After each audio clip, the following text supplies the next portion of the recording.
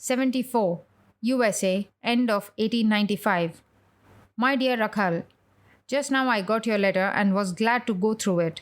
No matter whether there is any work done in India or not, the real work lies here. I do not want anybody to come over now. On my return to India, I shall train a few men, and after that there will be no danger for them in the West. Yes, it was of Gunanidhi that I wrote. Give my special love and blessings to Hari Singh and others. Never take part in quarrels and disputes. Who on earth possesses the power to put the Raja of Khetri down? The Divine Mother is at his elbow. I have received Kali's letter too. It will be very good indeed if you can start a center in Kashmir. Wherever you can, open a center. Now I have laid the foundations firm here and in England, and nobody has the power to shake them. New York is in a commotion this year. Next year will come the turn of London. Even big giants will give way. Who counts your pygmies? Gird up your loins and set yourselves to work. We must throw the world into convulsions with our triumphal shouts. This is but the beginning, my boy. Do you think there are men in our country? It is a Golgotha. There is some chance if you can impart education to the masses. Is there a greater strength than that of knowledge? Can you give them education? Name me the country where rich men ever helped anybody. In all countries, it is the middle classes that do all great works. How long will it take to raise the money? Where are the men? Are there any in our country? Our countrymen are boys, and even must treat them as such. There are some few religious and philosophical books left, the remnants of the mansion that has been burnt down. Take them with you, quick, and come over to this country. Never fear, the Divine Mother is helping me. This year such work is going to be turned out that you will be struck dumb to hear of it. What fear? Whom to fear? Steel your hearts and set yourselves to work. Yours affectionately, Vivekananda. P.S. Sarada is talking of bringing out a Bengali magazine. Help it with all your might. It is not a bad idea. You must not throw cold water on anybody's project. Give up criticism altogether. Help all as long as you find they are doing all right. And in cases where they seem to be going wrong, show them their mistakes gently. It is criticizing each other that is at the root of all mischief. That is the chief factor in breaking down organizations. 75. USA, beginning of 1895. My dear Shashi, yesterday I received a letter from you in which there was a smattering of news, but nothing in detail. I am much better now. Through the grace of the Lord, I am proof against the severe cold for this year. Oh, the terrible cold. But these people keep all down through scientific knowledge. Every house has its cellar underground, in which there is a big boiler when steam is made to course day and night through every room. This keeps all the rooms warm, but it has one defect, that while it is summer indoors, it is 30 to 40 degrees below zero outside. Most of the rich people of this country make for Europe during the winter, which is comparatively warm. Now let me give you some instructions. This letter is meant for you. Please go through these instructions once a day and act up to them. I have got Sarada's letter. He is doing good work, but now we want organization. To him, Brother Tarak, and others, please give my special love and blessings. The reason why I give you these few instructions is that there is an organizing power in you. The Lord has made this known to me, but it is not yet fully developed. Through His blessings, it will soon be. That you never lose your center of gravity is an evidence of this, but it must be both intensive and extensive. 1. All the Shastras hold that the threefold misery that there is in this world is not natural, hence it is removable. 2. In the Buddha incarnation, the Lord says that the root of the Adi Bhautika misery or misery arising from other terrestrial beings is the formation of classes, jati. In other words, every form of class distinction, whether based on birth or acquirements or wealth, is at the bottom of this misery. In the Atman, there is no distinction of sex or varna or ashrama or anything of the kind, and as mud cannot be washed away by mud, it is likewise impossible to bring about oneness by means of separative ideas. 3. In the Krishna incarnation, he says that the root of all sorts of misery is avidya, nescience, and that selfless work purifies the mind. But king karma kima karmeti kavayopyatra mohitaha. Even sages are bewildered to decide what is work and what is no work. Gita. 4. Only that kind of work which develops our spirituality is work. Whatever fosters materiality is no work. 5. Therefore, work and no work must be regulated by a person's aptitude, his country, and his age. 6. Works such as sacrifices were suited to the olden times but are not for the modern times. 7. From the date that the Ramakrishna incarnation was born, has sprung the Satya Yuga, golden age. 8. In this incarnation, atheistic ideas will be destroyed by the sword of jnana, knowledge, and the whole world will be unified by means of bhakti, devotion, and prema, divine love. Moreover, in this incarnation, rajas or the desire for name and fame, etc., is altogether absent. In other words, blessed is he who acts up to his teachings. Whether he accepts him or not does not matter. 9. The founders of different sects in the ancient or modern times have not been in the wrong. They have done well, but they must do better. Well, better, best. 10. Therefore, we must take all up where they are. That is, we must lead them on to higher and higher ideals without upsetting their own chosen attitude. As to social conditions, those that prevail now are good, but they shall be better, best. 11. There is no chance for the welfare of the world unless the condition of women is improved. It is not possible for a bird to fly on only one wing. 12. Hence, in the Ramakrishna incarnation, the acceptance of a woman as the guru, hence his practicing in the woman's garb and frame of mind, hence too his preaching the motherhood of women as representations of the Divine Mother. 13. Hence it is that my first endeavor is to start a mutt for women. This mutt shall be the origin of Gargis and Maitris, and women of even higher attainments than these. 14. No great work can be achieved by humbug. It is through love, a passion for truth, and tremendous energy that all undertakings are accomplished. Tat kuru paurusham.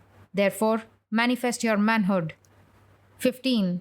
There is no need for quarrel or dispute with anybody. Give your message and leave others to their own thoughts. Satyameva jayate nanritam. Truth alone triumphs, not falsehood. Tada kim vivadena. Why then fight? Combine seriousness with childlike naivete. Live in harmony with all. Give up all idea of egoism and entertain no sectarian views. Useless wrangling is a great sin. From Sarada's letter, I came to know that N. Ghosh has compared me with Jesus Christ and the like. That kind of thing may pass muster in our country, but if you send such comments here in print, there is a chance of my being insulted. I mean, I do not like to hamper anybody's freedom of thought. Am I a missionary? If Kali has not sent those papers to this country, tell him not to do it. Only the address will do. I do not want the proceedings. Now many respectable ladies and gentlemen of this country hold me in reverence.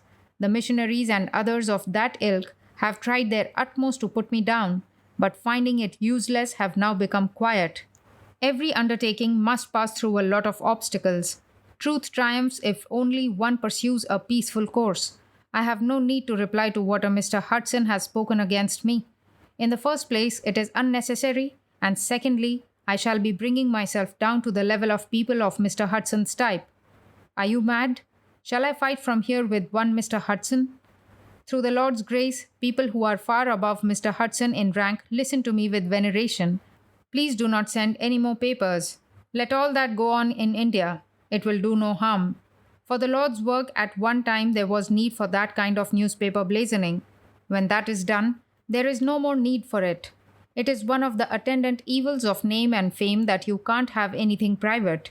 Before you begin any undertaking, pray to Sri Ramakrishna and he will show you the right way.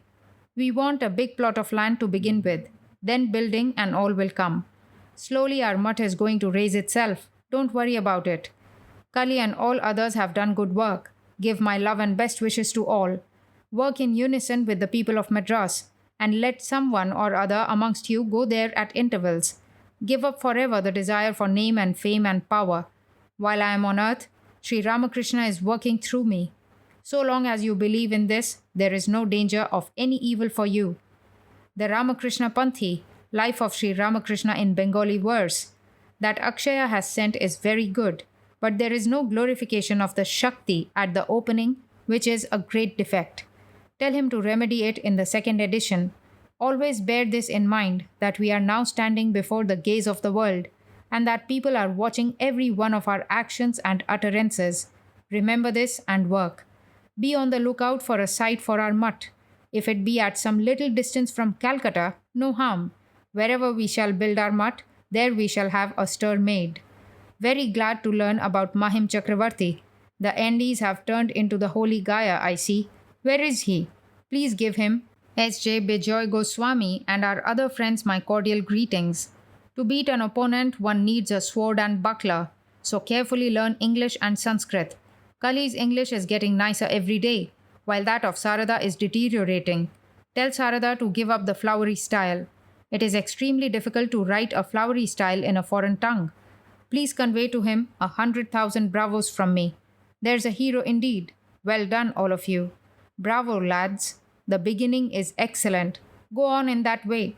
If the adder of jealousy does not come in, there is no fear. Ma bhaihi, cheer up. Mad bhaktanancha ye bhaktaste me bhaktatama mataha. Those who serve my devotees are my best devotees. Have all of you a little grave bearing? I am not writing any book on Hinduism at present, but I am jotting down my thoughts. Every religion is an expression, a language to express the same truth, and we must speak to each in his own language. That Sarada has grasped this is all right. It will be time enough to look to Hinduism later on. Do you think people in this country would be much attracted if I talk of Hinduism? The very name of narrowness in ideas will scare them away. The real thing is, the religion taught by Sri Ramakrishna. Let the Hindus call it Hinduism, and others call it in their own way. Only you must proceed slowly. Shanaif Panthaha. One must make journeys slowly. Give my blessings to Dinanath, the new recruit. I have very little time to write. Always lecture, lecture, lecture. Purity, patience, perseverance. You must ask those numerous people who are now paying heed to Sri Ramakrishna's teachings to help you pecuniarily to a certain extent. How can the mutt be maintained unless they help you? You must not be shy of making this plain to all. There is no gain in hastening my return from this country. In the first place, a little sound made here will resound there a great deal.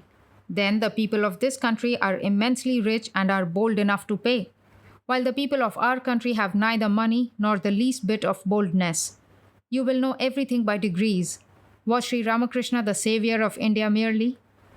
It is this narrow idea that has brought about India's ruin, and her welfare is an impossibility so long as this is not rooted out. Had I the money, I would send each one of you to travel all over the world. No great idea can have a place in the heart unless one steps out of his little corner. It will be verified in time. Every great achievement is done slowly. Such is the Lord's will. Why didn't any of you write about Daksha and Harish? I shall be glad to know if you watch their whereabouts. That Sanyal is feeling miserable is because his mind is not yet pure like the water of the Ganga. It is not yet selfless, but will be in time. He will have no misery if he can give up the little crookedness and be straightforward. My special loving greetings to Rakhal and Hari. Take great care of them. Never forget that Rakhal was the special object of Sri Ramakrishna's love. Let nothing daunt you. Who on earth has the power to snub us so long as the Lord favors us? Even if you are at your last breath, be not afraid. Work on with the intrepidity of a lion, but at the same time with the tenderness of a flower. Let this year's Sri Ramakrishna festival be celebrated in great pomp. Let the feeding be quite ordinary, prasada being distributed in earthen plates among the devotees standing in rows. There should be readings from Sri Ramakrishna's life. Place books like the Vedas and the Vedanta together and perform arati before them. Avoid issuing invitation cards of the old style. Amantraye bhavantam sashirvadam bhagavato Ramakrishnasya bahumanapura sarancha. With Bhagavan Sri Ramakrishna's blessings and our great esteem, we have the pleasure to invite you. Write some such line, and then write that to defray the expenses of Sri Ramakrishna's birthday festival and those of the maintenance of the mutt, you want his assistance. That if he likes, he may kindly send the money to such and such, at such and such address, and so on. Also add a page in English. The term Lord Ramakrishna has no meaning. You must give it up. Write Bhagavan in English characters and add a line or two in English. the anniversary of Bhagavan Sri Ramakrishna. Sir, we have great pleasure in inviting you to join us in celebrating the anniversary of Bhagavan Ramakrishna Paramahamsa. For the celebration of this great occasion and for the maintenance of the Alam Bazar Mutt, funds are absolutely necessary. If you think that the cause is worthy of your sympathy, we shall be very grateful to receive your contribution to the great work. Yours obediently, Name. If you get more than enough money, spend only a little of it and keep the surplus as a reserve fund to defray your expenses. On the plea of offering the food to the Lord, do not make everybody wait till he is sick to have a stale and unsavory dinner. Have 2 filters made and use that filtered water for both cooking and drinking purposes. Boil the water before filtering. If you do this, you will never more hear of malaria. Keep a strict eye on everybody's health. If you can give up lying on the floor, in other words, if you can get the money to do it, it will be excellent indeed. Dirty clothes are the chief cause of disease. About the food offering, let me tell you that only a little payasana, milk rice with sugar, will do. He used to love that alone. It is true that the worship room is a help to many, but it is no use indulging in Rajasika and Tamasika food. Let the ceremonials give place to a certain extent to a little study of the Gita or the Upanishads or other sacred books. What I mean is this: let there be as little materialism as possible, with the maximum of spirituality. Did Sri Ramakrishna come for this or that particular individual, or for the world at large? If the latter, then you must present him in such a light that the whole world may understand him. You must not identify yourselves with any life of his written by anybody, nor give your sanction to any. There is no danger so long as such books do not come out associated with our name. Say yeah to all and stick to your own. 1,000 thanks to Mahendra Babu for his kindly helping us. He is a very liberal-hearted man. About Sanyal, he will attain the highest good by doing his bit of work attentively, that is, by simply serving Sri Ramakrishna's children. Brother Tariq is doing very good work. Bravo. Well done. That is what we want. Let me see all of you shoot like so many meteors. What is Gangadhar doing? Some zamindars in Rajputana respect him. Tell him to get some money from them as bhiksha. Then he is a man. Just now I read Akshaya's book. Give him 100,000 hearty embraces from me. Through his pen, Sri Ramakrishna is manifesting himself. Blessed is Akshaya. Let him recite that Panthi before all. He must recite it before all in the festival. If the work be too large, let him read extracts of it. Well, I do not find a single irrelevant word in it. I cannot tell in words the joy I have experienced by reading his book. Try all of you to give the book an extensive sale. Then ask Akshaya to go from village to preach. Well done, Akshaya. He is doing his work. Go from village to village and proclaim to all Sri Ramakrishna's teachings. Can there be a more blessed lot than this? I tell you, Akshaya's book and Akshaya himself must electrify the masses. Dear Akshaya, I bless you with all my heart, my dear brother. May the Lord sit in your tongue. Go and spread his teachings from door to door. There is no need whatever of your becoming a sannyasin. Akshaya is the future apostle for the masses of Bengal. Take great care of Akshaya. His faith and devotion have borne fruit. Ask Akshaya to write these few points in the 3rd section of his book, The Propagation of the Faith. 1. Whatever the Vedas, the Vedanta, and all other incarnations have done in the past, Sri Ramakrishna lived to practice in the course of a single life. 2.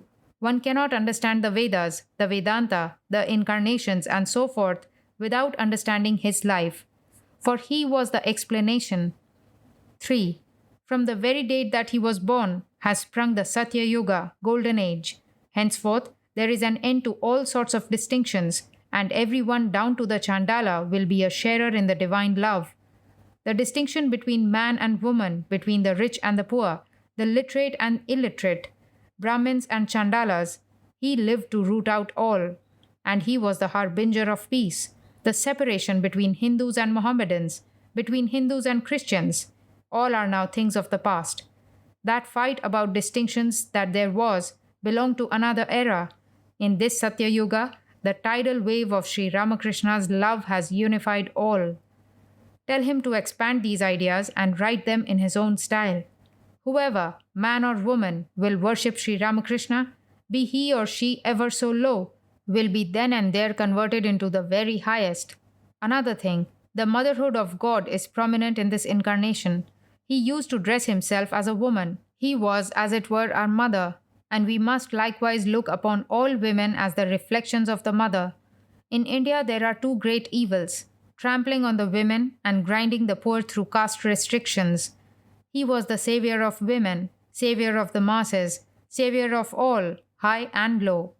And let Akshaya introduce his worship in every home, Brahmin or Chandala, man or woman. Everyone has the right to worship him. Whoever will worship him only with devotion shall be blessed forever. Tell him to write in this strain: Never mind anything, the Lord will be at his side. Yours affectionately, Vivekananda. P.S. Ask Sanyal to send me a copy each of the Narada and Chandilya Sutras and one of the Yoga Vashishta that has been translated in Calcutta. I want the English translation of the last, not a Bengali edition. 76. Care of E.T. Sturdy, Esquire, reading, Caversham, England, 1895. Dear Rakhal, glad to receive your letters. There are two defects in the letters which you all write, especially in yours.